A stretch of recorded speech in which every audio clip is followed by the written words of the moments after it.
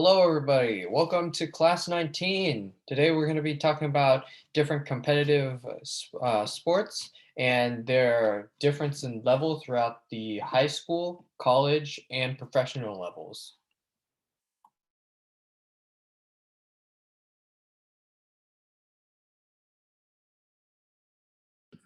Golf.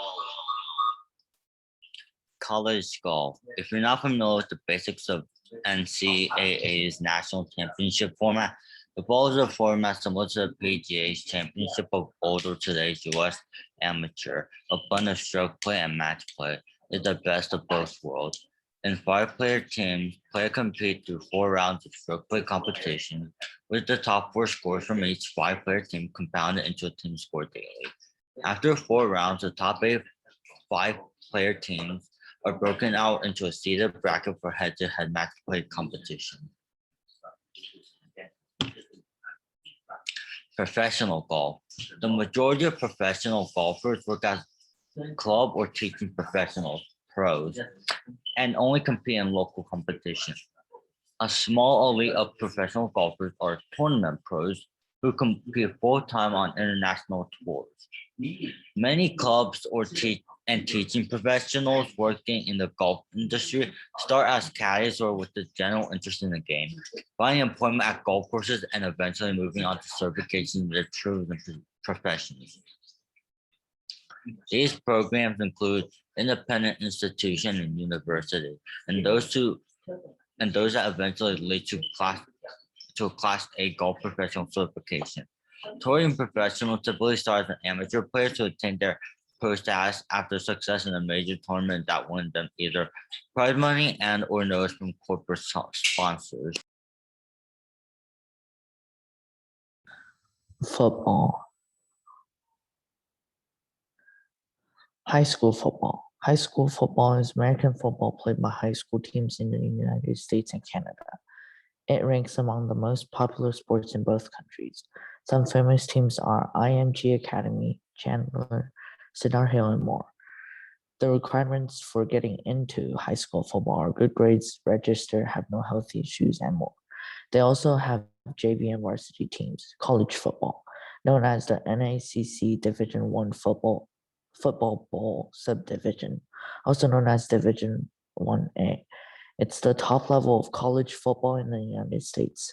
The FBS is the most competitive subdivision of NCAA Division I, which consists of the largest and the most competitive schools in the National Athletic Association. Some famous teams are USC Trojans, Clemson Tigers football, and more. Some requirements are skill, grades, health, registration, and more.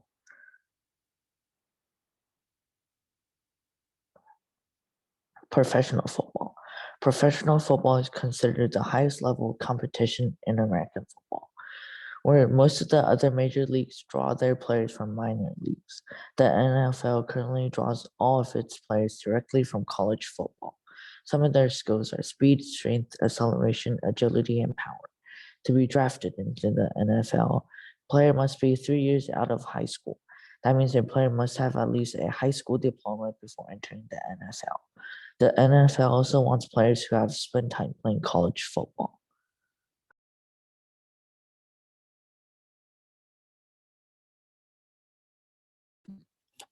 The next sport we're going to go over is ice skating. So ice skating is kind of different from the other sports we've talked about because you don't usually have a junior varsity team and a varsity team. So instead what they do is they have a school affiliated club, which is also called an SAC. And SACs are much more, you could say, like student based, in that you need to be a student first, you need to be a member of the US figure skating. So you're like 16 years old, you're in high school, or you're homeschooled, and then you go to a teacher or some staff member, and then you tell them that you want to start this club. And then you register, and there's no testing necessary. For ice skating, you'll see that there's a lot of different structures. It's kind of like karate or martial arts where you'll have different belts marking your skill level. It's similar for ice skating, but for this low of a level, this starting level, you don't need any testing. So you just need to register and then you have your club. And these are the clubs, these are kind of the teams that will represent you in competitions like the National High School Final, which is held in March. And this competition will have a lot of different categories. For example, you have free skates, solo dance, compulsory, and showcase. Next slide. Then you have college level. So this also has kind of a committee. This is different from the committee that was dealing with high school, but it's still like there's one big overarching committee, which is just like the National US Ice Skating Committee, and then there's subsections. So this is the subcommittee that's representative of the college level, and they will split the US into 4 sections: the Pacific Coast, Midwest, Northeast, and Southeast, and they'll have competitions from October through March. And there's usually 2 to 3 competitions per section. This really depends on how many competitors there are. For example, like maybe on the Pacific Coast, there's like 100 people. That's just a made up number, 100 people versus in the Midwest, there's only 30 people. So obviously in the Pacific Coast, it's going to be more competitive. So they're going to have more competitions because you're weeding out the less competitive players to get to the final, which is held in spring. You also have a separate competition, which is the synchronized skating team. And this can be from 12 to 20 skaters, and you will compete in the US synchronized skating competition. Next slide. And then finally, you have adult or professional level. So it's not just professional. You don't have to be like an Olympic level skater. It's more of just if you're an adult and you didn't skate anytime when you were at high school or in college, you can still skate now. And they do have testing. They do have testing for adults. They have like an adult testing structure and they have a standard track. And these are really complicated. Like they have whole flow charts and really descriptive charts on how to advance in these structures. But I'll just tell you the basics, which is that you are basically tested on how well you can perform, like let's say doing a spin or doing a jump. And then you'll do that in front of a panel of judges, and then they will give you, oh, you have passed, or oh, you have not passed. And that's basically how you advance through this track. And this track is just basically like you go from this level to the next level to the next level and so on. And you can compete as an adult, of course. You have sectional competitions like the US adult figure skating, and then you have more national competitions. Obviously, the Olympics are probably the one you know the best. You also have smaller competitions like the regional or local non-qualifying competitions. And these are called non-qualifying because even if you do really well, like you get first place, there's nowhere else to advance. It's non-qualifying. Even if you do well, you're not going to qualify for another competition. And those are like the 3 different levels of ice skating.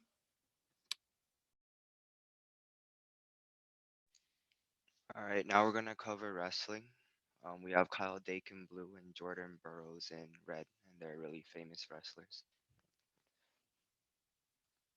Okay, first for clarification, there's 3 styles of wrestling. There's folk style, freestyle, and Greco-Roman. What I'm gonna cover is gonna be under folk style because it's what I did and what most high schools offer.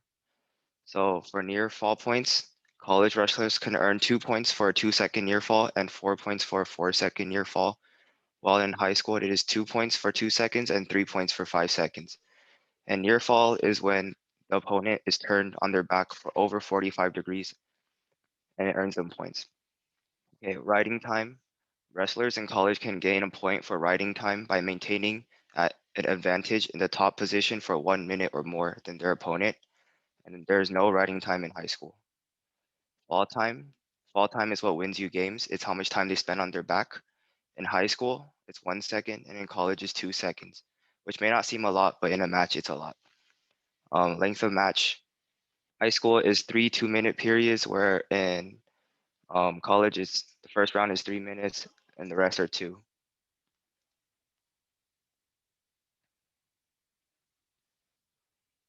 Skill differences. In college, your strength won't work anymore. College introduces riding time, which again is when you're on top of your opponent, basically. And in college, muscles won't untrap your arm, won't free your leg, and it won't get your opponent off you. In college, they're gonna have your bodies twisted in ways that they're not meant to be twisted, and you can't just muscle your way out. Okay, in college, movements are now more technical and more refined. In high school, if you could get to your opponent's legs, it usually meant you were good to go. But in college, in order to score big matchups, you have to learn to not only secure the leg, but once in, properly finish the takedown. Little things such as hand placement, head placement, and amount of pressure will be all the difference between the winning takedown and the losing takedown. You got to be sure to work on staying patient and proper positioning to maintain a high shot to finish ratio. Okay, and competitiveness. Needless to say, college is going to be more competitive. There are 14 weight classes in high school and only 10 in college, which means college is a lot more selective.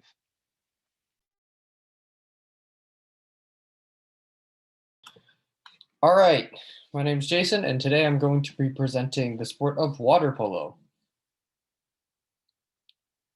All right, so I'm just going to explain how I'm going to basically go over these slides. I'm going to be covering first like the general basics of the sport, and I'm going to then go into the specifics of every single high school, college, and professional level. I'm going to go into those three specifics and their difference in skill, the difference in strength, and the difference in how basically the game is played. So first, basically, water polo is a 7v7, including the goalie, by the way. So technically 6v6 if you're only counting the players like who are actually swimming around. 7v7, 6v6 play where there is a player for every single opposing player, including the goalies. As I've already mentioned, there are 6 different positions, not including goalie. There is the 1 spot, which is all the way to the left. There is the 2 spot, which is, let's say here's the goal, right? Let's say this is the goal, right? And we're pushing in this way. We're pushing in this way. So that means like I'm on this team. I'm trying to score on this goal. I'm pushing in this way. The 1 spot is right over here. It is on the left side. It's on the left side near the goal, very on the side. And we call this the left wing. After that, we have the 2 spot, which is actually above the 1 spot. So technically a little bit farther away from the goal, but it's also a little bit closer to the goal. So basically it's, we call it the left flat. Then we have the 3 spot, which is point, which is like right in front of the goal, but a little bit farther out. We have the 4 spot, which is technically right flat, same spot as basically the left flat, but flipped onto the other side. And we also have right wing. Basically, these 5 spots create a sort of U shape around the goal. And at the center of it, you have set. Set is the player of which is the closest to the goal. This player is usually the strongest person in the pool. And their basic job is to get open. You guys, anybody passes the ball into set, usually one of the wings. And basically from there, set takes it, slams it into the goal. Hopefully it's a goal. That's how the game of water polo works, at least on offense. Defense, same thing. There are multiple different things about water polo. However, I'm going to be mainly going over just basic defense, offense, that sort of stuff. Now, in water polo, there are some very, very important things of which many players have to know, including the rules. But other things of which players have to know are basically call outs. So for example, there's a call out basically means weak. Weak means basically the other side of the goal. So let's say the ball is on left side. Weak means on the right side, there's somebody open, and that basically signals to the person who's on the left side, pass it over to the right side. So the guy on the right side can get an easy goal because he's quote unquote weak, as in the right side's weak. There's also some more call outs. Not going to go too in depth about that. I'm now going to just start covering the high school team. So high school, they have multiple different types of teams. You have frosh off, you have junior varsity, you have varsity, and depending on if the high school has big enough, sort of like a big enough player base, sometimes they even have novice. Novice is actually lower than frosh off. Frosh off is probably usually the lowest, unless if they have a novice. And this is sort of like the lower skill, extreme low skill. The decision making in frosh off is extremely low. Passes aren't that great. Shots rarely ever happen. Basically, frosh off is low bottom barrel, very hard to get things done, very slow. And then you have junior varsity.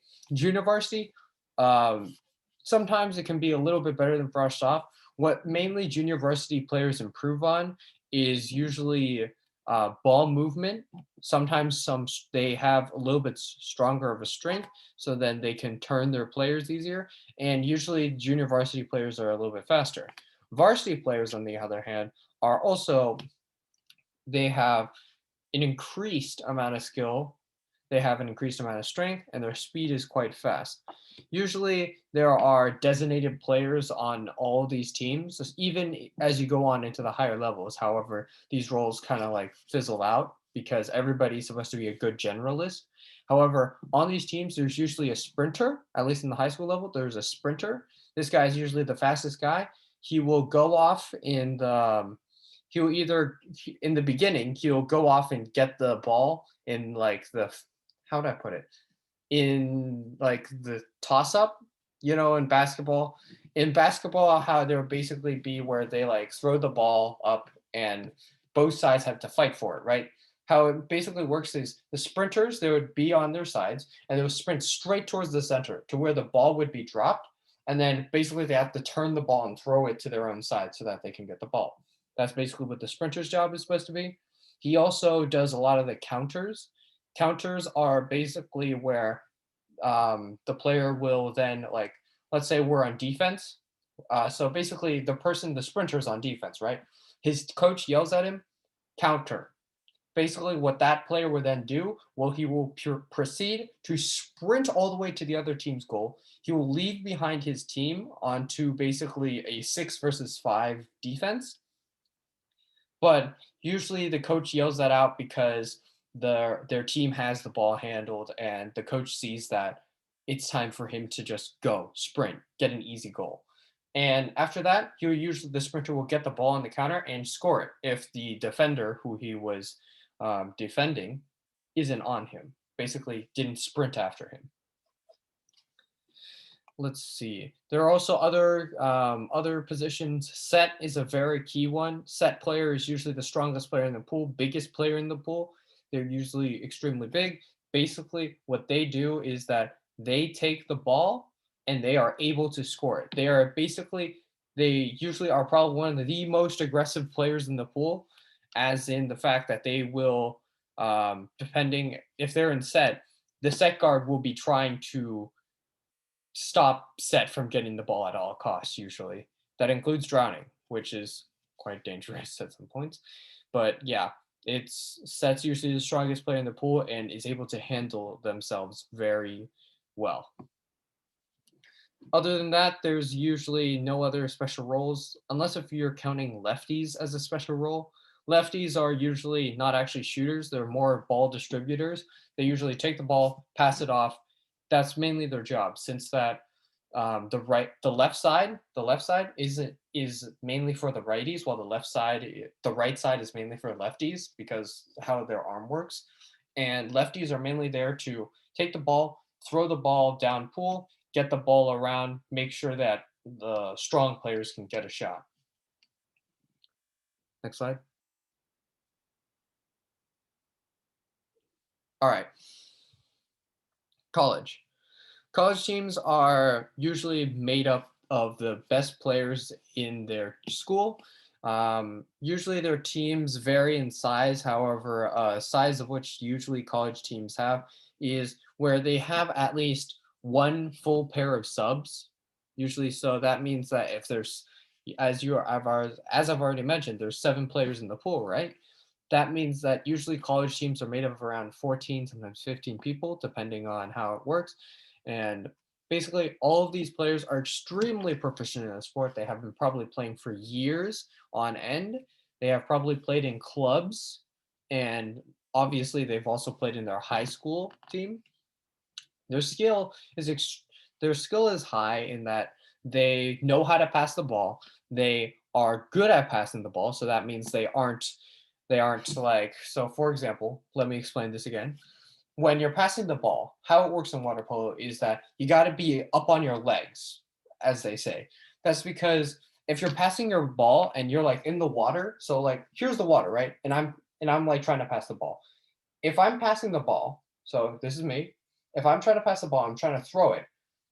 you don't want to be slanted like this. So I'm like slanted this way, right? You do not want to be like that, because then it's like you can't get that much power into it. So basically, when they mean get up onto your legs, that means you get up onto your legs and you make a pass from a vertical position, because this is usually like the strongest position that people can be in. In the picture, I even show it. You see how it's like he's all up vertical. That is usually a position you want to be in when you're passing or throwing. Their skill is very good at that. They are not on their backs, evidently, and they know how to both do good form and good shooting form and good passing form. And their passes are pretty fast. So in the high school level, comparing this to college to high school level is decently esque fast passes. So it's like somebody would catch the ball, pass it over to the other player. That player might maybe like semi catch it, in where like they catch it, but then they have to like drop it back into the water.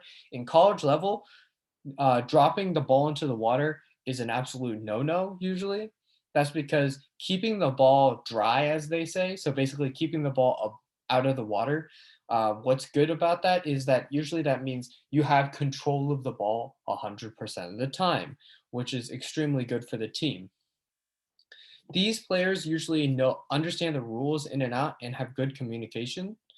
When I say they understand the rules in and out, in water polo, there's different whistle calls, kind of like in other sports, but these whistle calls, they like signify which way the ball is going. So for example, if the ball is going to the left right now, let's say the ball is going to the left, basically the whistle will determine, whistle will tell players which way the ball is going. So for example, your teammates get fouled, one of your teammates gets fouled.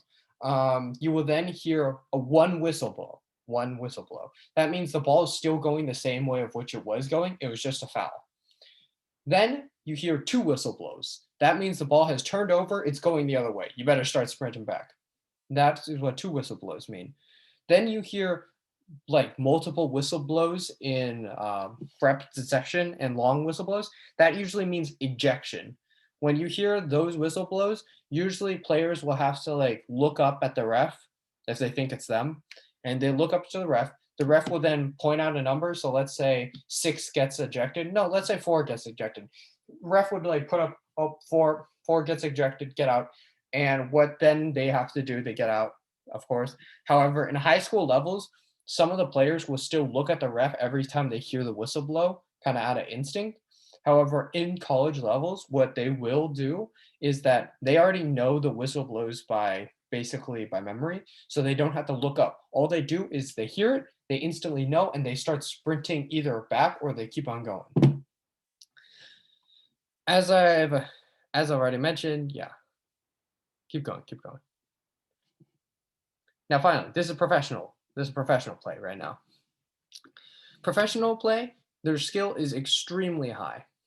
Their passes and their shots are extremely fast. What I mean by this is that if anybody here, I don't know if anybody has, but basically in professional water polo play, the balls that are being thrown around and the shots of which are being taken at the goal are extremely fast. They are like baseball pitch fast sometimes.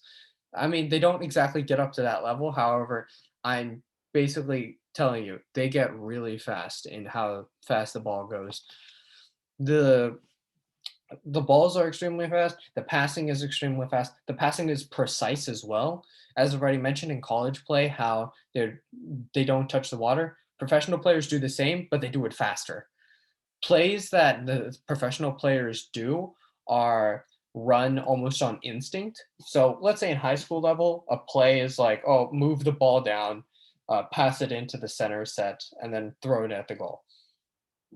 College players, a little bit faster, and professional players do it extremely fast. These players are extremely strong, and Okay. Yeah. So these players are extremely strong, and their skills and endurance also show that fact.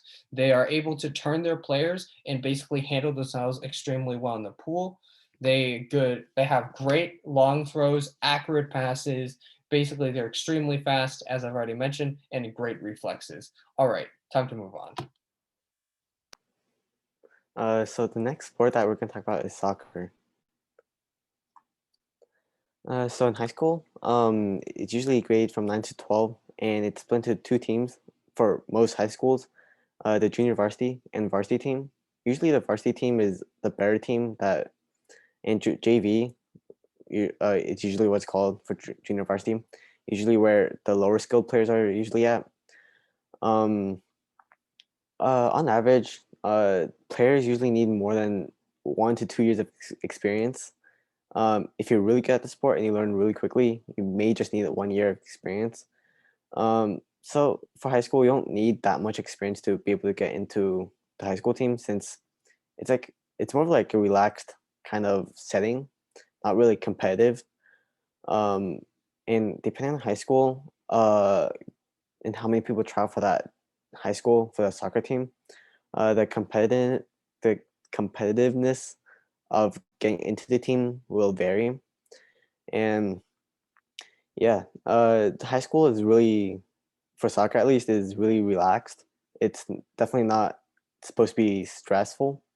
Although if you are trying to get into college, kind of like level, trying to play college soccer, you should be taking it seriously, in high school and in your club team if you're playing in your club. So for college soccer, sorry. So for college soccer, often athletes are scouted at their club teams, which are outside school teams, or in high school uh, teams too, by like colleges from athletic departments from many colleges across the U.S., Canada, like anywhere. These athletes are ranked from 0 to 5 stars, 5 being like the most elite player, and 0 being like they either don't know it or the player won't be considered in the application process. And yeah, so the ranking from 0 to 5 stars is very easy to convey to colleges their skill level, and uh, this ranking system is sponsored by an NCAA, which is basically a nonprofit organization that's regulating all the traditional sports throughout the major colleges and university across the country. Um, as always, college sports are very competitive. Um, everyone there is highly motivated and very skilled in soccer, as well as any other college sport there is. So you need to be very good and skilled to be able to get into the college teams. So for professional soccer, only the top college players are able to go on to professional. Um, Same with college finding athletes from high school. College players will also get scouted by professional clubs like Manchester United, Liverpool, Arsenal, and many other well-known soccer clubs. These clubs will either hold tryouts or scout possible athletes that are good for the team. So for the men's, uh, the top college players for men's will get to play in Major League Soccer, which is a very well-known league in the U.S. For women, they get to play in the National Women's Soccer League, which is also pretty well known, comparable to the Major League Soccer for men's. So if you're trying to get into play for real for professionally, uh, playing college will help you get to that step to play professionally. Although it does take a lot of hard work and dedication to be able to play at that level.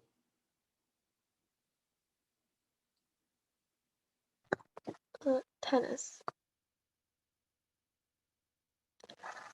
For high school, there's the NTRP rating system, which is a system used to rate players, with 1 being someone who just started and 7 being a world-class player. Being ranked 3.5, which is someone who is fairly good but can still improve a lot, we usually get someone into the junior varsity team. Being ranked 4.5, which is someone who is starting to learn tactics and is better than an average player, we usually get someone into the varsity team. However, it also depends on how popular tennis is in the area. If tennis is not popular, a player can get into a junior varsity team without any experience.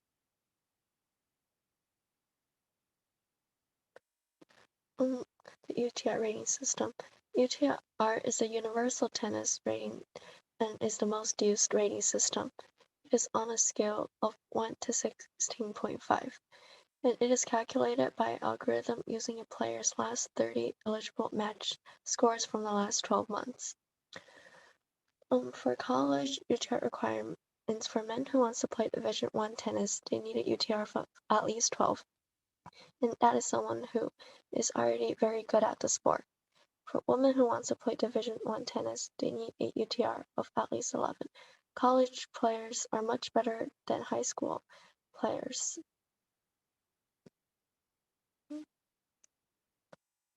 Top professional players have a UTR of over 15. The 8 major tennis tournaments are the Wimbledon, the US Open, the Australian Open, the French Open, the Summer Games Tennis Tournament, the BNP Paribas Open, the WTP Finals, and the ATP Finals. Professional players are extremely good at the sport, and they're way better than high school and college players. So it takes a lot of time and dedication to become a professional tennis player. So the next sport will be swimming. So in high school, there are typically 2 teams, and one is the junior varsity team, which is made up of freshmen and sophomores, and the other team is the varsity team, which is made up of juniors, seniors, and fast freshmen and sophomores. So they're basically ranked by speed using many different events such as butterfly, freestyle, and others. And during swim meets, the placements that the swimmers get will earn points for their school, and then the school with the most points will win the meet.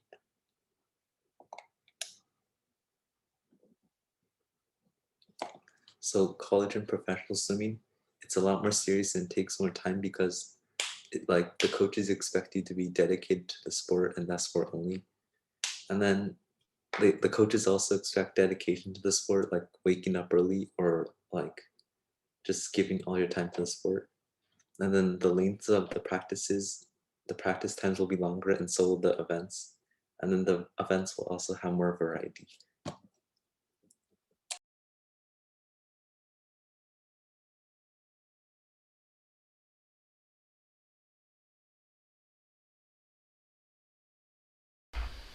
So I'm gonna be talking about badminton. So in high school there are 2 levels. There's junior varsity, which is the easier one, and varsity, which is the more competitive one. And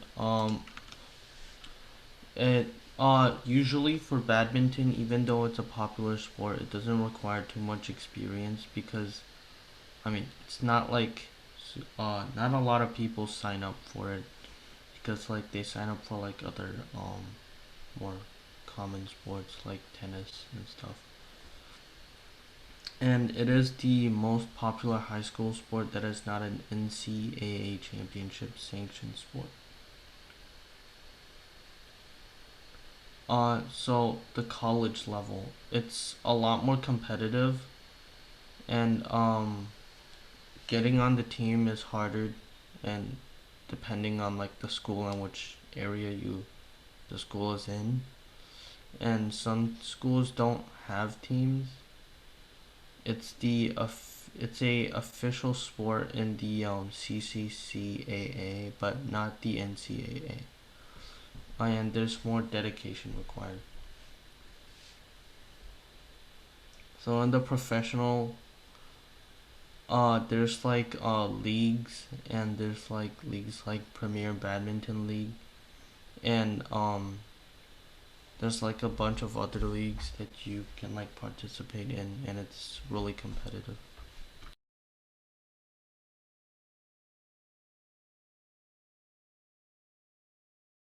Volleyball. High school volleyball is split into two teams, junior varsity and varsity. High school volleyball teams compete against each other and you don't need a lot of experience.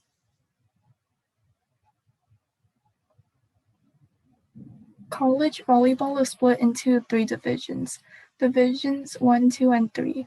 Only 5.8 of high school volleyball players compete in colleges, and you have to be recruited to play college volleyball. College and professional volleyball is much more competitive than high school volleyball, and there's limited success in the US. Archery. So, archery was just recently added to high school sports. Most of the time, it hasn't been very popular, and it's only available to certain schools, mostly to just private high schools, since public high schools usually don't have the resources to afford like bows and stuff. There's not enough players for like usually a junior varsity and a varsity team. And then they mostly use compound bows, which are easier to pull and use than recurve bows, which I'll show in the next slide. Alright, so college archery, they have junior varsity and varsity teams. Not a lot of colleges do archery, but the ones that do, there are like, for the competitions, there are a wide variety of different categories. There are outdoor, which is basically archery done on an archery range outside. Indoors, which is an archery range inside a building. Field, where you shoot at real life targets. No, not real life targets, like dummies of animals and stuff outside. And oh wait, no, that's 3D. Field is just you're outside and you're shooting at targets in different distances. And then it's split into men and women. And there are more categories. There's the recurve bow, which is the one on the bottom left. The compound bow, which is the one on the bottom right. There's bow hunter, which is a competition where you hunt. And then there's bear bow, which are just bows that don't have any accessories like sights and stuff to help you aim.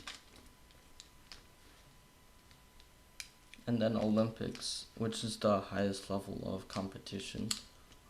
It's split into men and women. They're only allowed to use the recurve bow, which is the one I showed in the slide before. They get 72 arrows and they shoot 6 per round. The most dominant teams in the Olympics for archery are currently Korea, US, and Russia, and China, with Korea being like one of the biggest titans in the competition. And then it's 70-meter ranges.